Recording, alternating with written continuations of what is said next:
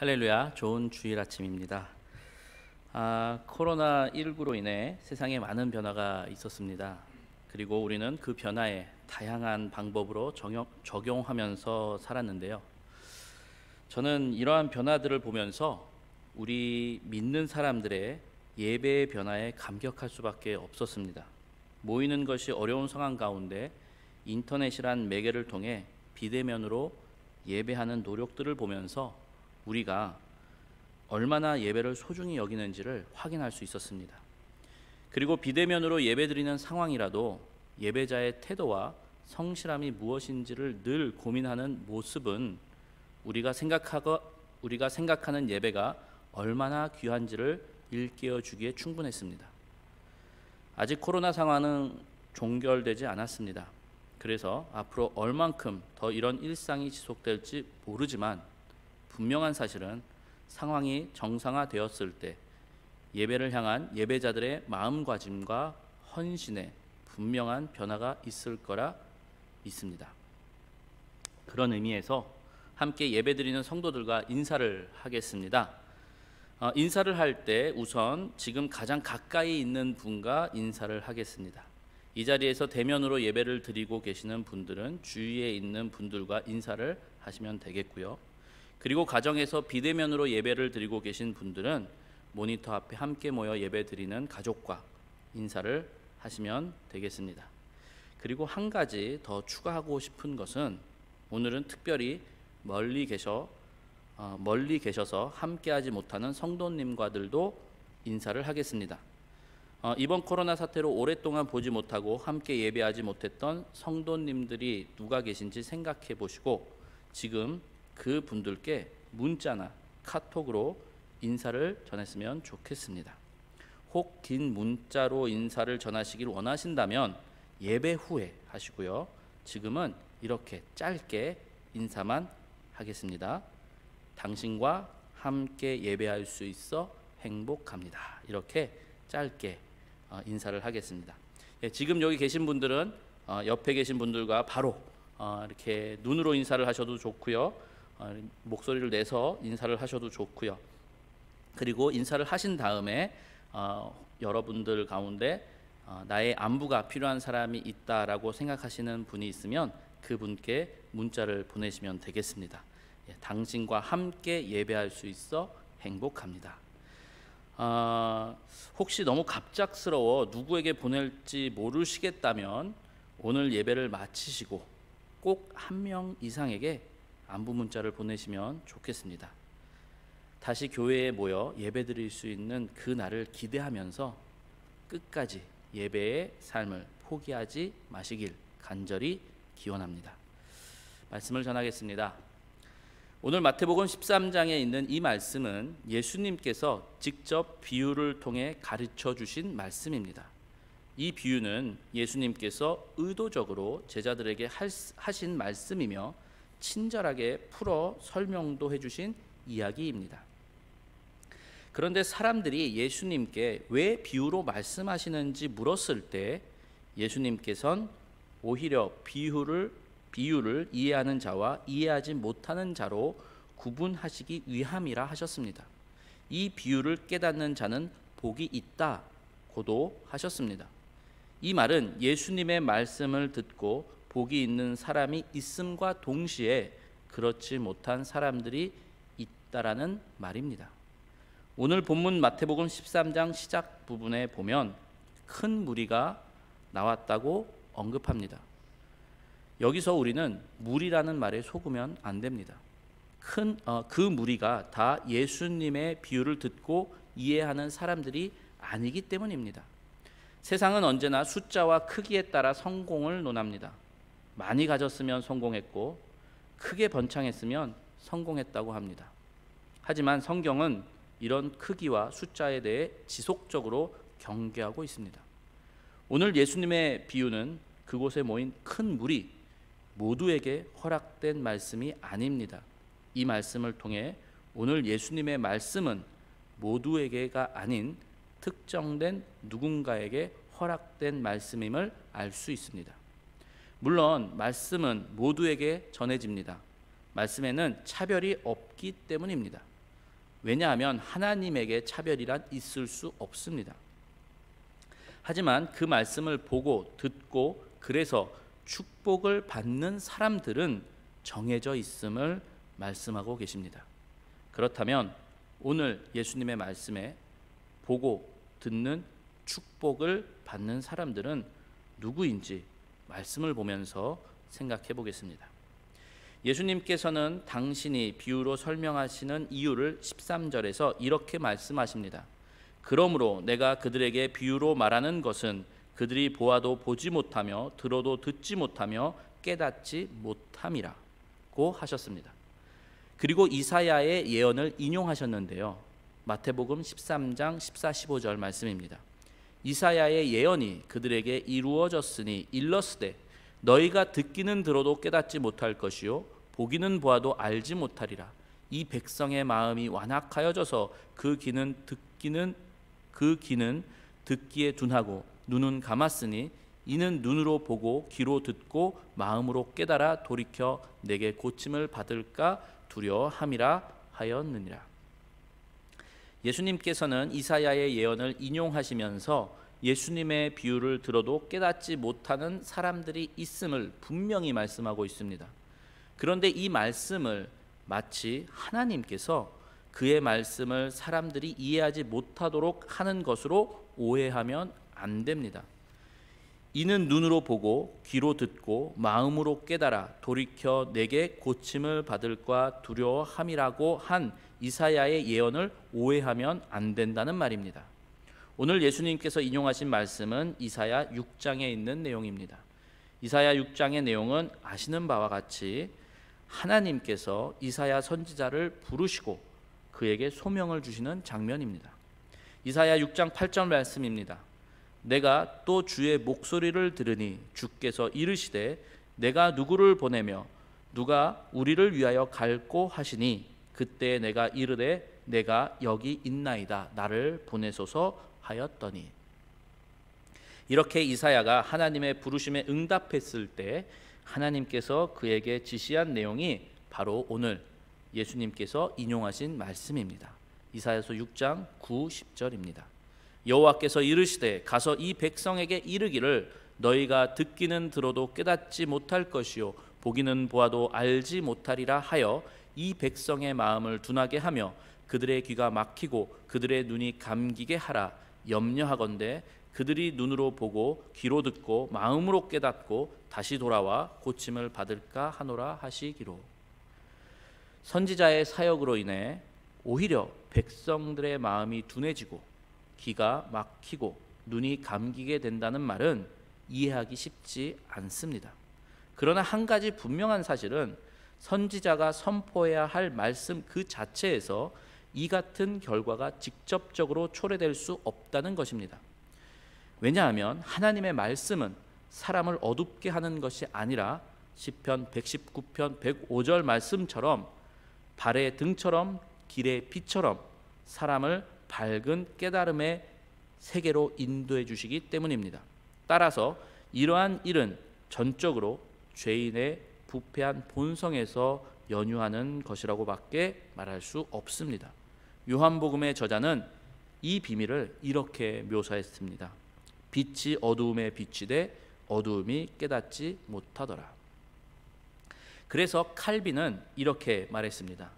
눈이 어두운 사람이 빛을 볼 수 없다 하여 원망할 수 없는 일이며 귀가 막힌 사람이 맑은 소리를 듣지 못한다 하여 불평할 수 없는 일이며 지각이 둔한 사람이 자기가 이해 못하는 문제의 어려움을 탓할 수 없는 일이라고 했습니다. 이처럼 심판의 제1차적인 원인은 늘 죄인에게 있습니다. 그래서 로마서 1장은 하나님의 손으로부터 말미암는 버려둠의 심판을 말하고 있는 것입니다. 로마서 1장 24절과 26절입니다. 그러므로 하나님께서 그들의 마음에 정욕대로 더러움에 내버려 두사 그들의 몸을 서로 욕되게 하게 하셨으니 또한 그들이 마음에 하나님 두기를 싫어하매 하나님께서 그들을 그 상실한 마음대로 내버려 두사 합당하지 못한 일을 하게 하셨으니. 이렇게 오늘 예수님의 말씀을 보고도 보지 못하고 듣고도 듣지 못하는 사람들은 하나님께서 그렇게 하신 것이 아니라 그들 스스로 마음에 하나님 두기를 싫어했기 때문임을 분명히 기억하시기 바랍니다. 오히려 이들은 하나님께서 자기들의 인생에 간섭할까 걱정하는 사람들입니다.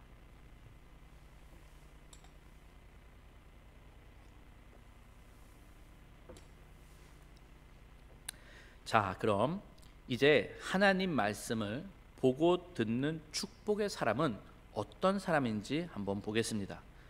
첫째는 보고 듣는 것에 대한 온전한 이해가 있는 사람입니다. 오늘 마태복음 13장은 예수님께서 천국을 여러 가지 비유로 말씀하신 장입니다.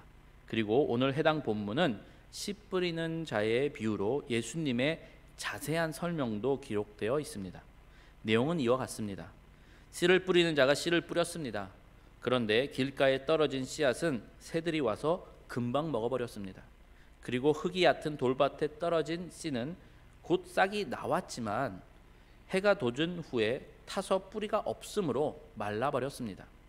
그리고 가시떨기 위에 떨어진 씨는 주변에 있는 가시들 때문에 자라지 못하고 말았습니다. 하지만 좋은 땅에 떨어진 씨는 결실하여 100배, 60배, 30배가 되었습니다. 이제 예수님께서는 이 비유를 이와 같이 설명하셨습니다. 뿌리는 자는 천국 말씀을 뿌리는 것입니다. 그리고 말씀이 길가에 뿌려졌다는 것은 말씀은 들었지만 사탄이 즉시 와서 그들에게 뿌려진 말씀을 빼앗은 것을 뜻한다고 하셨습니다. 그 다음 돌밭에 뿌려졌다는 것은 곧 말씀을 들을 때에 즉시 기쁨으로 받으나 그 속에 뿌리가 없어 잠깐 견디다가 말씀으로 인하여 환난이나 박해가 일어날 때는 곧 넘어지는 사람들을 말합니다. 그리고 가시떨기에 뿌려졌다는 것은 세상의 염려와 재물의 유혹과 기타 욕심이 들어와 말씀을 막아 결실하지 못하게 되는 사람들을 말합니다. 그리고 마지막 좋은 땅에 뿌려졌다는 것은 곧 말씀을 듣고 깨닫는 자를 말하며 결실이 30배나 60배나 100배가 된다는 것입니다. 바로 이런 사람들이 보고 듣는 축복의 사람들입니다. 이제 우리는 방금 들은 말씀을 온전히 이해할 필요가 있습니다. 그래야만 보고 듣는 축복의 사람들이 될 수 있기 때문입니다. 하나님의 말씀은 무작위로 뿌려진 씨와 같습니다. 그리고 씨가 뿌려진 터는 하나님의 말씀을 받아들이는 우리의 마음과 같습니다. 예수님께서 말씀하시길 말씀을 전혀 받아들이지 않는 이들이 있다고 합니다. 그래서 그들에게 주어진 말씀은 곧바로 사탄이 빼앗아갑니다. 비록 뿌려진 씨앗이 금방 사탄에게 빼앗겨 낭비라 생각할 수 있겠지만 하나님께서는 그런 이들에게도 말씀의 씨앗을 뿌리십니다. 비록 그들이 받아들이지 않더라도 하나님의 사랑은 그들에게까지 미친다는 사실을 오늘 말씀을 통해 볼 수 있습니다. 그리고 예수님께서는 말씀을 들을 때에 즉시 기쁨으로 받으나 그 속에 뿌리가 없어 잠깐 견디다가 말씀으로 인하여 환난이나 박해가 일어날 때에는 곧 넘어지는 사람들에 대해 말씀하셨습니다. 말씀을 들어 기쁘지만 결국 말씀으로 인한 환난과 박해를 견디지 못하는 사람들을 말합니다. 말씀으로 인한 환난과 박해가 무엇을 뜻할까요? 말씀을 보고 듣는 축복의 사람은 결국 말씀으로 인한 환난과 박해가 그에게 있을 것을 예수님께서는 미리 말씀해 주신 것입니다. 요한복음 17장에 예수님께서 우리를 위해 직접 하신 기도가 있습니다. 그 기도 내용은 예수님의 우리를 향한 깊은 사랑이 느껴지는 그런 위대한 기도인데요. 요한복음 17장 14절에 보면 예수님께서 이렇게 기도하셨습니다. 내가 아버지의 말씀을 그들에게 주었사오매 세상이 그들을 미워하였사오니 이는 내가 세상에 속하지 아니함 같이 그들도 세상에 속하지 아니함으로 인함이니이다. 예수님께서는 하나님의 말씀을 받은 우리를 세상이 미워할 것이라 했습니다. 그 이유는 예수님이 세상에 속하지 않은 것과 같이 말씀을 받은 우리도 세상에 속하지 않기 때문입니다. 예수님의 이 기도를 봤을 때 말씀을 받은 사람들은 그 말씀을 받음으로 말미암아 세상에 속하지 않게 되므로 환난과 박해를 당하게 된다는 말입니다. 즉 말씀 때문에 환난과 박해가 있을 것은 예수님은 미리 아시고 이를 위하여 하나님께 기도하신 것입니다. 그래서 사도 바울은 로마서 8장 35절에 이렇게 고백했습니다. 누가 우리를 그리스도의 사랑에서 끊으리요? 환난이나 공고나 박해나 기근이나 적신이나 위험이나 칼이랴. 사도 바울은 말씀으로 인해 당한 환난과 박해를 말씀으로 넉넉히 이길 수 있음을 고백한 것입니다. 하지만 말씀 때문에 받는 환난과 박해로 신앙을 버리는 사람은 결국 말씀을 온전히 이해하지 못한 사람으로 말씀을 보고 듣는 축복을 누리지 못하게 됩니다. 예수님께서 그 다음으로 말씀하신 사람은 세상의 염려와 재물의 유혹과 기타 욕심으로 인해 말씀을 보고 듣는 축복을 받지 못하는 사람을 말했습니다. 세상을 살아가면서 염려 없는 사람은 없습니다. 재물의 유혹으로부터 완전히 자유로운 사람도 없습니다. 세상의 가치관은 욕심이 타당하다고 늘 가리키고 있습니다. 하나님의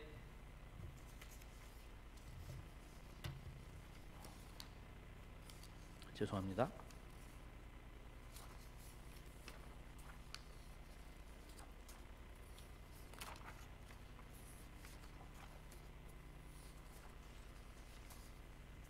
페이지가 섞였습니다. 죄송합니다. 세상의 가치관은 욕심을 타당하다고 늘 우리에게 말하고 있습니다. 그런데 예수님께서는 이런 세상의 가치관 앞에서 하나님 말씀의 가치관을 가르쳐 주십니다. 이 말씀의 가치관은 모든 염려와 재물의 유혹 그리고 끝없이 솟아오르는 욕망으로부터 자유롭게 합니다. 왜냐하면 말씀은 그 자체로 능력이 있기 때문입니다.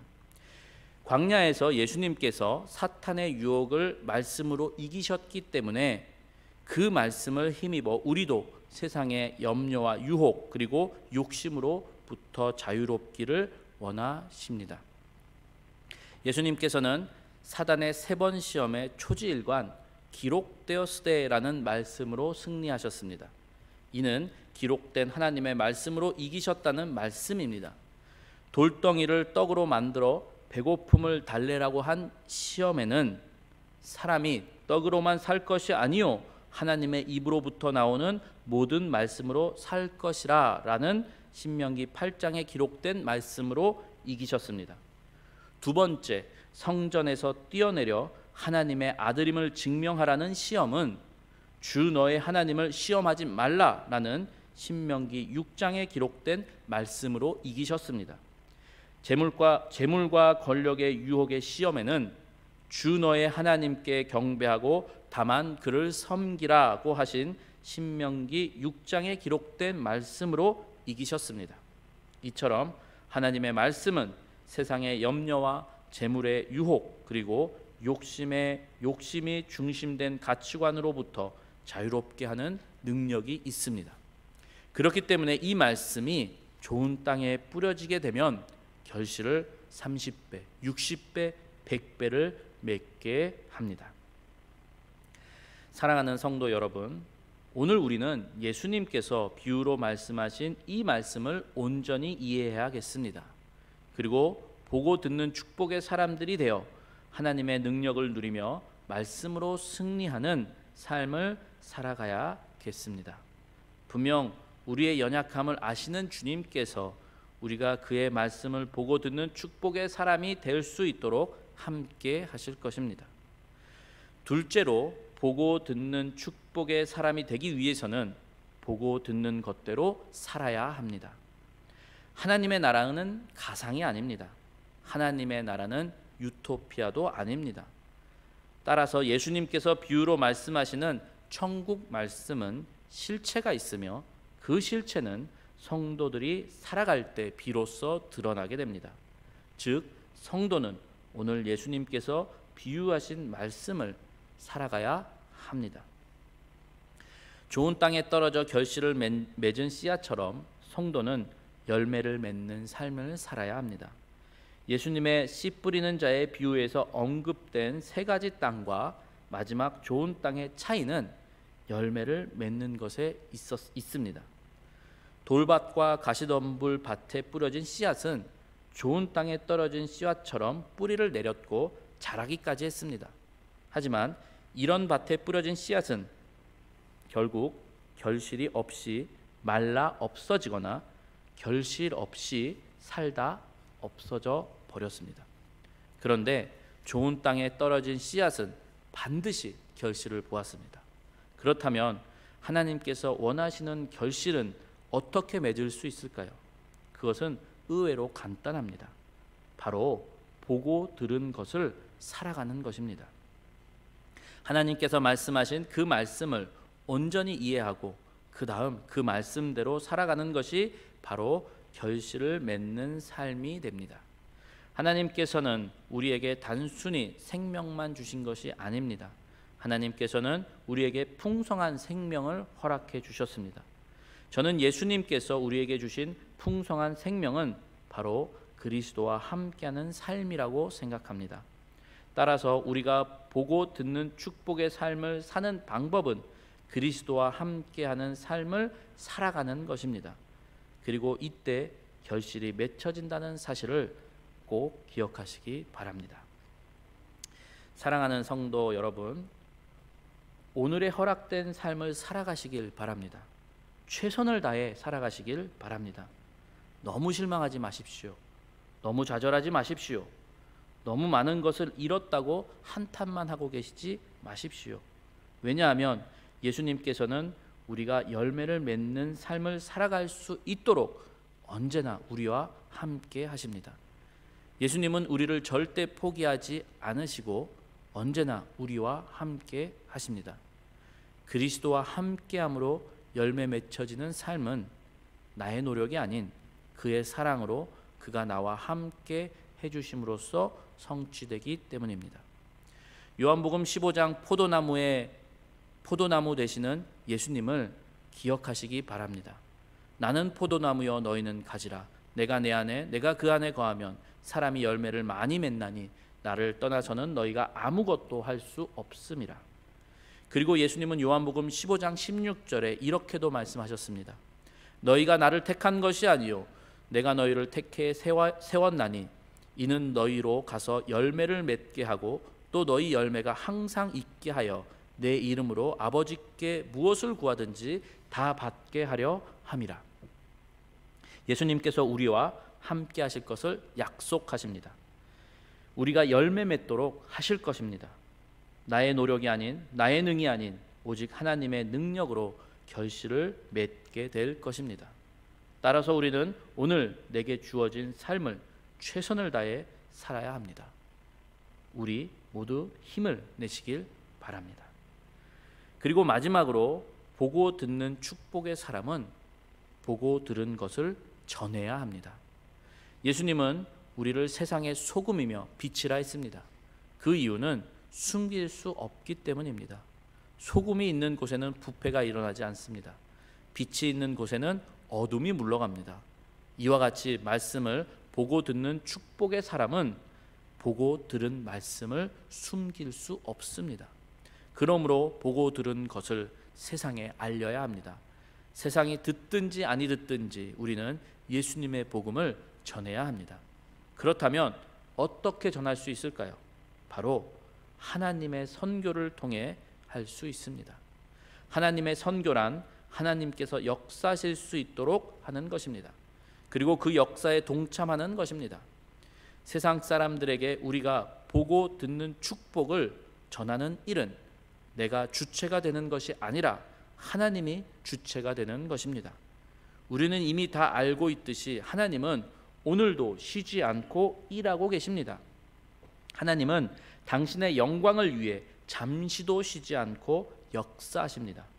이제 그의 백성들은 하나님의 영광을 위해 그가 쉬지 않고 역사하실 수 있도록 해야 합니다. 이사야서 62장 6절 7절 말씀입니다. 너희 여호와로 기억하시게 하는 자들아, 너희는 쉬지 말며 또 여호와께서 예루살렘을 세워 세상에서 찬송을 받게 하시기까지 그로 쉬지 못하게 하라. 하나님을 쉬지 못하게 하라는 이해하기 힘든 말입니다. 이 말은 하나님께서 그의 영광을 위해 역사하시도록 하는 일을 말하고 있습니다. 바로 하나님의 선교를 말하는 것이죠. 하나님의 선교는 그가 역사하실 수 있도록 하는 일입니다. 그러므로 오늘도 예수님의 복음이 전해질 수 있도록 우리는 하나님이 쉬지 못하도록 해야 합니다. 어떻게 할까요? 바로 예배를 드림으로, 찬송을 드림으로, 기도를 드림으로 말입니다. 이렇게 하나님의 영광이 인정되기까지 우리는 힘을 써야 합니다. 그리고 그것이 바로 우리가 보고 듣는 축복의 사람이 되는 방법이기 때문입니다. 오늘 설교의 이 부분을 준비하면서 저는 우리 아이의 기도가 떠올랐습니다. 오늘 우리 막내 여원이가 감사 헌금을 했는데요. 그 감사의 이유는 기도를 들어주셔서 감사합니다입니다. 무슨 기도를 들어주셨냐? 저희가 저번 주에 여행을 갔었습니다. 아주 먼 곳은 아니지만 장시간 운전을 해야 했기 때문에 아이가 긴장을 한 것 같습니다. 그리고 여행을 출발하기 전 기도를 했는데요. 우리 막내가 섬세하고 자세하게 하나님께 기도를 했습니다. 하나님, 우리가 사고 나지 않게, 아빠가 졸지 않게 해주세요. 하나님, 우리가 도착하는 곳에는 코로나가 없게 해주세요. 하나님, 차라리 빨리 코로나가 없어지게 해주세요. 이런 식으로 자세하게 그의 마음에 있었던 것을 기도했습니다. 그 외에 여러 가지 또 내용들이 있었는데요. 당연히 저는 아이의 아빠로서 아이의 기도가 너무 귀엽고 감사했습니다. 그런데 우리가 여행 중 작은 사건들이 발생할 때면 막내의 기도가 떠올랐습니다. 그래서 저는 그런 사건들이 있을 때마다 아이에게 하나님이 너의 기도를 들어주셨네. 여원이 기도 때문에 우리가 이렇게 안전한 거야 라고 말해 주었습니다. 이런 말을 들은 아이는 신이 났습니다. 그리고 그의 기도를 들으시고 밤낮으로 지켜주시는 하나님께 감사를 했습니다. 즉 우리를 위해 쉬지도 않으시고 역사하시는 하나님께 아이는 영광을 돌렸습니다. 그렇습니다. 우리는 하나님께서 쉬지 않으신다는 것을 압니다. 하지만 그의 쉬지 않는 역사에 동참하기 위해서는 우리가 기도를 해야 합니다. 찬양해야 합니다. 그리고 하나님께 예배를 드려야 합니다. 그래서 그의 역사가 진행됨을 볼 때 우리는 기쁨으로 가득 찰 것입니다. 우리의 입에서 견딜 수 없는 찬양이, 그 고백들이 터져나오게 될 것입니다. 사랑하는 성도 여러분, 예수님께서 비유로 하신 천국 말씀을 우리는 들었습니다. 그뿐만 아니라 약속하신 것처럼 우리의 삶 가운데 역사하시는 하나님을 우리는 보았습니다. 그러므로 이제 우리는 보고 듣는 축복의 사람들이 되었습니다. 비록 이 귀한 말씀을 보아도 보지 못하고 들어도 듣지 못하는 사람들이 있지만 우리는 이 말씀을 보았고 들었기 때문에 보고 듣는 축복의 삶을 살아가고 있습니다. 우리는 말씀을 온전히 이해했고 그 말씀을 보고 들은 대로 살아가고 마지막 보고 들은 것을 전하는 사람으로서 보고 듣는 축복의 사람들입니다. 꼭 기억하시기 바랍니다. 이 모든 것은 우리의 자격으로 되는 것이 아니라 우리의 능력으로 되는 것도 아니라 오로지 하나님께서 허락해 주신 그 은혜 가운데 가능한 것임을 잊지 마시기 바랍니다. 사랑하는 성도 여러분, 하나님께서 그의 자녀를 절대 포기하지 않으십니다. 하나님께서 그의 자녀와 항상 함께 하십니다. 그는 오늘도 쉬지 않고 우리의 역사를 다스리고 계십니다. 우리에게 허락된 오늘은 그저 우연히 스쳐 지나가는 시간이 아니라 하나님께서 준비하시고 통치하시는 순간임을 기억하시기 바랍니다. 이제 다시 하나님께로 돌아오십시오. 너무 멀리 갔다 생각하지 마십시오. 하나님께서 나를 버렸다고 생각될 때 오히려 속히 하나님께로 돌아오십시오. 나를 기다리고 나를 위해 역사하고 계시는 하나님을 의지하고 믿으시길 주님의 이름으로 기원합니다. 기도하겠습니다. 할렐루야. 하나님 아버지, 감사 찬양 영광을 주님께 돌립니다. 주님께서 우리에게 그의 거룩한 말씀을 허락하여 주셨고 그 말씀을 우리는 보았고 들었습니다. 이제 그 말씀을 우리가 함께 살아갈 수 있게 하시고 또한 그 말씀을 많은 이들에게 전할 수 있는 우리가 되게 하여 주시옵소서. 우리의 부족함을 보시지 마시고 하나님의 영광을 바라보시면서 우리 안에 역사하여 주시옵소서. 감사드리며 예수님의 이름으로 기도하옵나이다. 아멘. 하나님 아버지, 감사합니다.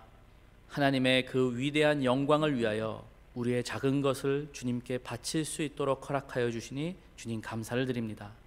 하나님, 비록 우리의 것이 너무나도 작고 하나님께 바치기에는 너무나도 부족하지만 그럼에도 불구하고 하나님께서 우리에게 허락하여 주신 이것을 주님께 바쳐 영광을 돌릴 수 있도록 동참케 하시니 주님 감사를 드립니다. 물이 바다 덮음 같이 하나님의 영광이 인정되어지는 그 자리에 우리가 있게 하여 주시옵소서. 우리의 것을 하나님 앞에 바침으로 하나님의 영광이 드러나는 그 자리에 우리가 서 있을 수 있게 하여 주시옵소서. 그리하여 감격할 수 있게 하시고 그리하여 하나님께 영광의 찬송을 드릴 수 있는 우리 모두가 되게 하여 주시옵소서. 주여, 바치기 힘든, 주님께 드리기 힘든 손길들 위에 하나님께서 역사하여 주시고 은혜를 베풀어 주시사 언제나 늘 우리의 모든 것은 하나님의 것임을 고백할 수 있는 그 은혜가 그 가정의 그 손길 위에 임하게 하여 주시옵소서. 감사드리며 예수님의 이름으로 기도합나이다. 아멘. 지금은 우리 주 예수 그리스도의 은혜와 극진하신 하나님의 사랑과 성령님의 감화감동 교통하심이 말씀을 듣고 말씀을 보고 그래서 그 말씀 때문에 살아가는 주의 거룩한 성도들 머리 위에와 또한 그들의 가정 위에 또한 그들의 기업 위에 지금부터 영원토록 함께하길 간절히 기원하옵나이다. 아멘.